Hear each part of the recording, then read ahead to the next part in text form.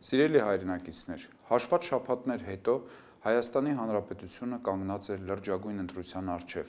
պահպանել սահմանադրական այն իրավիճակը, որը այսօր է, այսինքն կիսանախագահական կառավարման համակարգը, թե անցնել նոր կառավարման համակարգի իր բոլոր փոփոխություններով հանդերձ։ Իհարկե ժողովրդավարություն կարելի է կառուցել նաև նախագահական, կիսանախագահական եւ խորհրդարանական մոդելներով, սակայն անցած 25 տարիները ցույց տվեցին, որ վերջին երկու տարբերակով մենք ունենում ենք թե օբյեկտիվ, թե սուբյեկտիվ պատճառներ, որոնց հիման վրա ունենում ենք բազմաթիվ խնդիրներ եւ խնդիրներ։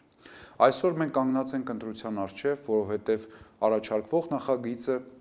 թույլ է տալիս մեզ այնպիսի փոփոխություններ, որոնց հիմքում են դատական համակարգի անկախությունը,